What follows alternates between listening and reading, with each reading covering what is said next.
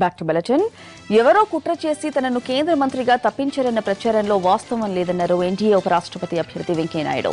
ఎవరో ఏదో అనుకుంటే బీజేపీలో జరగదని, తనెవరికీ పోటీ కాదని స్పష్టం చేశారు. విజయవాడలో ఆత్మీయ సన్మానం కార్యక్రమంలో పాల్గొన్న వెంకయ్యనాయుడు తన కుటుంబంలో గాంధీలు, నెహ్రూలు లేకపోయినా ఉపరాష్ట్రపతి అభ్యర్థి స్థాయికి ఎదిగే అవకాశాన్ని బీజేపీ కల్పించిందన్నారు.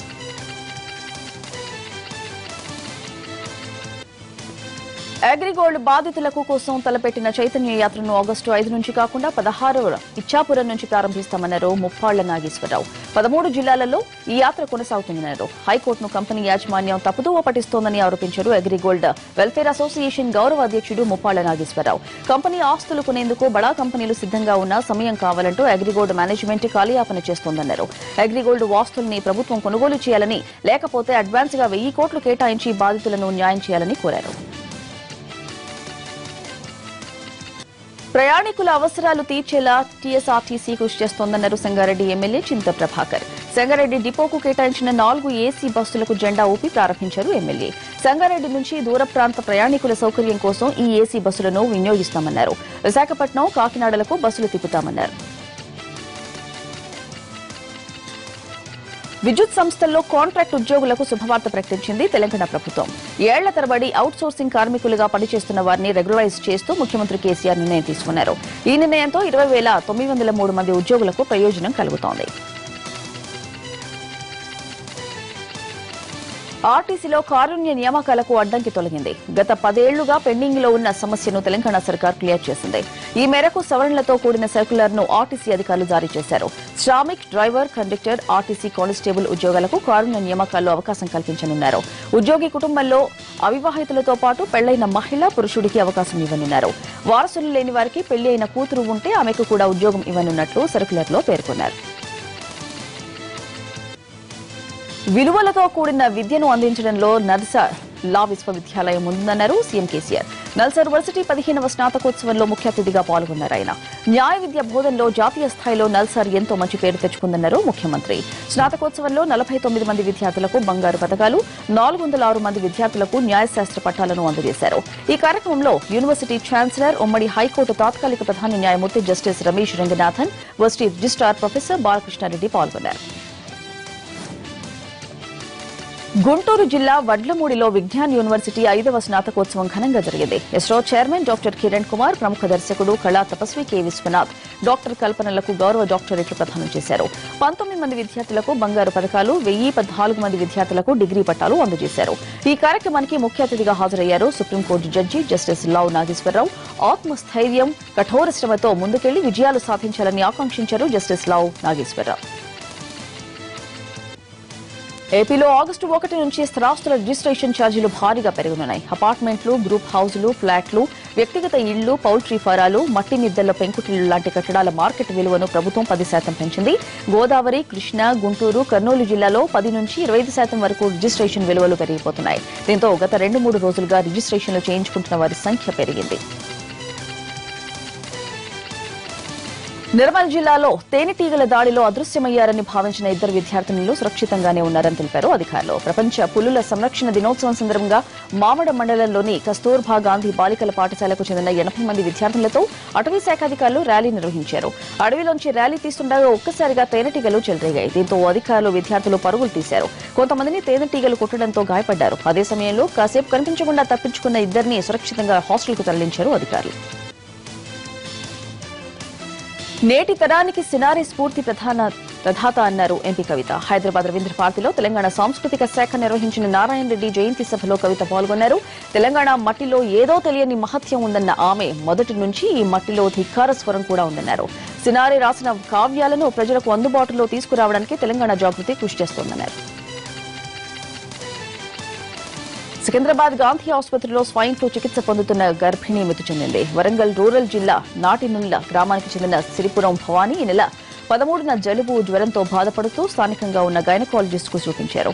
ఆ తర్వాత హన్మకొండలోని ఓ ప్రైవేట్ ఆసుపత్రిలో చేరిన ఫలితం లేకపోవడంతో హైదరాబాద్లోని గ్లోబల్ ఆసుపత్రికి తరలించారు. అక్కడ వైద్యులు స్వైన్ ఫ్లూగా నిర్ధారించారు. చికిత్సకు ఎక్కువ ఖర్చు అవుతోందని తెలపడంతో 2 రోజులుగా క్రితం గాంధీ ఆసుపత్రిలో భవానీని చేర్పించారు. చికిత్స పొందుతూ మృతి చెందడంతో స్వైన్ ఫ్లూ ప్రకంపనలు చెలరేగాయి. కొమరం భీం జిల్లా బెజ్జూరు మండలంలోని బారేగూడెం గ్రామస్తులు వర్ణుడి కోసం పూజలు చేస్తున్నారు. వానలు కురవాలంటూ హనుమాన్ మందిరంలో 101 బిందెలతో నీటితో ఆంజనేయ స్వామి విగ్రహానికి జలాభిషేకం చేశారు.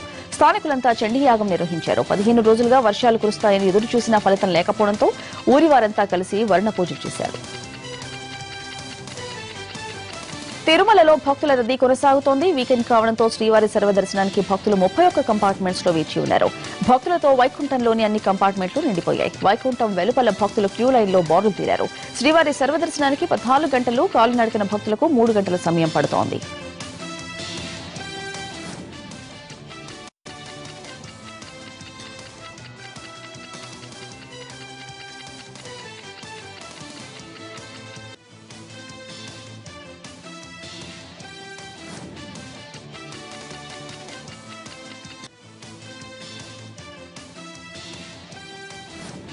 కేబీఆర్ పార్క్ దగ్గర ర్యాలీకి సంబంధించి పూర్తి అప్డేట్స్ కరెస్పాండెంట్ రవి అందిస్తారు. Ravi, over to you.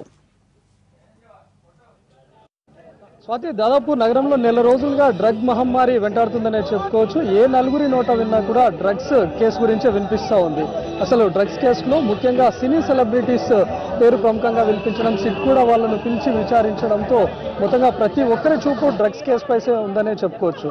అయితే దీనికి డ్రగ్స్ కు వ్యతిరేకంగా చాలా స్వచ్ఛంద సంస్థలు కూడా తమకు నచ్చినటువంటి విధంగా క్యాంపెయిన్స్ కూడా నిర్వహిస్తున్నాయి. అందులో భాగంగానే ఈరోజు కేబీఆర్ పార్క్ మెయిన్ గేట్ ఎదురుగా మా ఆధ్వర్యంలో ఒక సే నో టు డ్రగ్ అనేటటువంటి క్యాంపెయిన్ నిర్వహించారు. దీన్ని అటు మా అసోసియేషన్ అండ్ స్వర్ణభారతి ట్రస్ట్ ఆధ్వర్యంలో నిర్వహిస్తున్నారు. దీనికి చీఫ్ గెస్ట్ గా ఉపరాష్ట్రపతి అభ్యర్థి వెంకయ్యనాయుడు కూడా హాజరయ్యారు. ఆయనతో పాటు చాలా మంది పొలిటీషియన్స్, తెలంగాణ మంత్రులు, అదేవిధంగా సినీ ప్రముఖులు కూడా ఇక్కడికి హాజరవనున్నారు. అయితే ముఖ్యంగా ఎప్పుడైతే డ్రగ్స్ కేసు బయటపడిందో దాంట్లో ప్రముఖంగా పబ్స్, ఆ తర్వాత సినీ సెలబ్రిటీల పేర్లు ప్రముఖంగా వినిపించాయి. అయితే సిట్కు హాజరుకు విచారణ అయినప్పటి కూడా సినీ సెలబ్రిటీస్ ను పిలిచి వాళ్ళని విచారించడంతో ముఖ్యంగా డ్రగ్స్ కేసులో కేవలం సినీ ఇండస్ట్రీనే టార్గెట్ చేశారు, మిగతా ఎవ్వరూ లేరా అనేటటువంటి విధంగానే విచారణ జరుపుతుంది అనేటటువంటి ఆరోపణలు కూడా ఎదుర్కొన్నారు. అయితే దానికి తిప్పికొట్టే విధంగా, అంటే కేవలం సినీ సెలబ్రిటీలకు మాత్రమే సంబంధం ఉంది అని ఎత్తి చూపడం కాకుండా ప్రతి ఒక్కరిని లోతుగా విచారించాలి, ఎవ్వరు బాధ్యులైనప్పటికీ కూడా ఉపేక్షించొద్దు అని చెప్తూ సే నో టు డ్రగ్ అనేటటువంటి క్యాంపెయిన్ కి ఈరోజు మా అసోసియేషన్ కూడా మూవీ ఆర్టిస్ట్ అసోసియేషన్ వీళ్ళకి పిలుపునిచ్చింది. ప్రస్తుతం మనము స్టేజ్ పై కూడా తీసుకోవచ్చు, సుమా కనిపిస్తా ఉన్నారు. మొత్తంగా మూవీ ఆర్టిస్ట్ కు సంబంధించినటువంటి సినీ సెలబ్రిటీలు కూడా ఈ క్యాంపెయిన్ లో పాల్గొంటున్నారు. ప్రముఖంగా వాళ్ళ సైడ్ నుంచి వస్తున్నటువంటి మాట ఏంటంటే కేవలం సినీ ఇండస్ట్రీని టార్గెట్ చేస్తూ ఈ రోజు సిట్ విచారణ జరుపుతూ ఉంది. కేవలం డ్రగ్స్ అనగానే కేవలం సినీ ఇండస్ట్రీని మాత్రమే టార్గెట్ చేశారు అనేటటువంటి విధంగా కనిపిస్తోంది. దాని వెనుక ఉన్నటువంటి ఎవరైనా అవ్వచ్చు, లేకపోతే అటు పొలిటీషియన్స్ కానీ, లేకపోతే పబ్ నిర్వాహకులు అవ్వచ్చు, ఇతరత్ర ఎవరున్నా కూడా వాళ్ళందరినీ విచారించాలి అనేటటువంటి ఉద్దేశంతో, అందులోనూ సినీ ఇండస్ట్రీలో ఎవరికైనా సంబంధాలు ఉన్నటువంటి విషయం ఉంటే మేము కూడా ఉపేక్షించము అని మా అసోసియేషన్ కూడా దీనికి మద్దతు ఇస్తున్నట్టు కనిపిస్తుంది. అయితే సే నో టు డ్రగ్ అనేటటువంటి క్యాంపెయిన్ నిర్వహించారు. దీనికి వెంకయ్యనాయుడుతో పాటు సబర్వాల్ కూడా హాజరవుతున్నారు. వీళ్ళందరినీ కూడా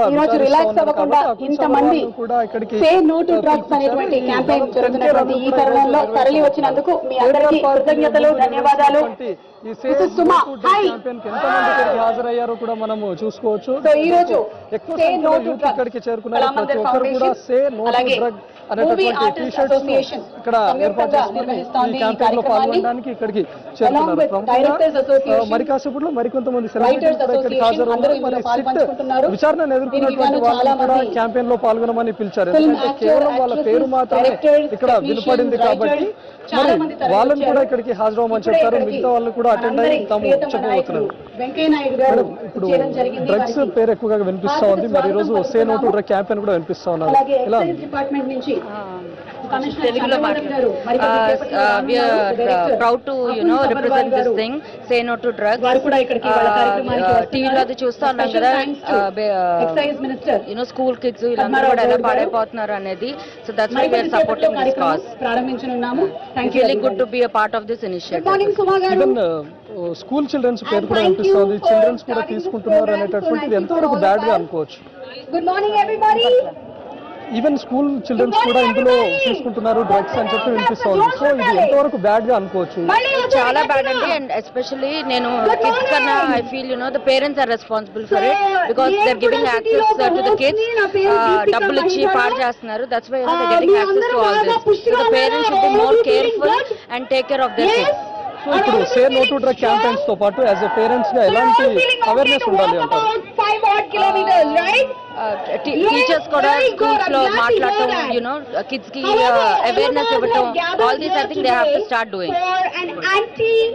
ప్రెజెంట్ సిటీలో డ్రగ్స్ అనే పేరు ఎక్కువగా వినిపిస్తోంది. మరి ఇలాంటి say no to drugs campaigns కానీ లేకపోతే ఎలాంటి అవేర్నెస్ ఉండాలంటారు? మనలాగా కాకుండా ఇది ఒక మంచి ఇనిషియేటివ్ అండి, సే no to drugs campaign. Because once ఇది కిడ్స్ లెవెల్ వరకు స్కూల్స్ కి కాలేజెస్ కి స్ప్రెడ్ అయిన తర్వాత this is going to help us make people aware that say no to drugs and it's not good. Whatever initiative taken by these people is very good. As a parent గా ఎలాంటి awareness ఉండాలి children's పై కానీ లేకపోతే schools కానీ colleges లో కానీ వాళ్ళు drugs లోకి వెళ్లకుండా ఉండాలంటే Children monitor చేయడం, it's not only duty of parents but in the school వాళ్ళు ఏం తీసుకొస్తున్నారు చెక్ చేయడం, and even school should take the initiative. ఈరోజు మెయిన్ చిల్డ్రన్స్ కూడా ఇన్వాల్వ్ అయి ఉన్నారు. ఇందులో దాదాపు సిటీకి ఎలాంటి బ్యాడ్ నేమ్ వచ్చిందని అనుకోవచ్చు. ఈరోజు డ్రగ్స్ ఎక్కువగా వినిపిస్తుంది. చాలా బ్యాడ్ నేమ్ వచ్చింది. యాక్చువల్లీ పేరెంట్స్ చిన్నప్పటి నుంచి వాళ్ళకి అవేర్నెస్ క్రియేట్ చేస్తుంటే ఇంత ప్రాబ్లం అయ్యుండేది కాదు. So everyone is blaming school. చిన్నప్పటి నుంచి కూడా మనం వాళ్ళకి కొంచెం కొంచెంగా చెప్తా ఉంటే ఎలాంటి ఎఫెక్ట్స్ ఇస్తాయి ఇవన్నీ కూడా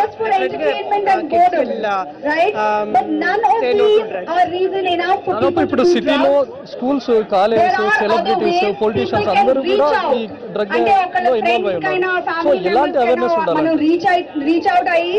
ఇంకా పెద్దవాళ్ళు తీసుకుంటున్నారు అంటే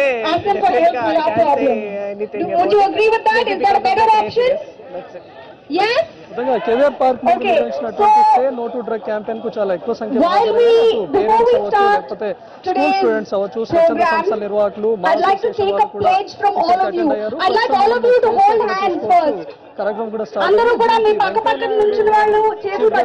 అయ్యారు. అదేవిధంగా మినిస్టర్స్ తెలంగాణ మంత్రులు పద్మరావు, తలసాని, ముఖ్యంగా సినీ సెలబ్రిటీల పేరే ప్రముఖంగా ఇక్కడ వినపడడంతో సెలబ్రిటీస్ ఎవరు కాదు, సినీ ఇండస్ట్రీని టార్గెట్ చేయకుండా డ్రగ్స్ లో ఎవరైతే ఇన్వాల్వ్ ఉన్నారో ప్రతి ఒక్కరిని కూడా విచారించాల్సిందే.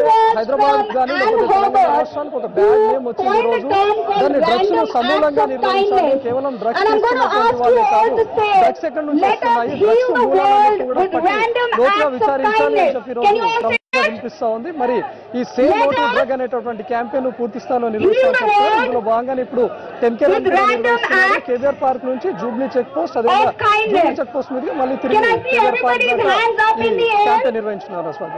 Right Ravi, thank you.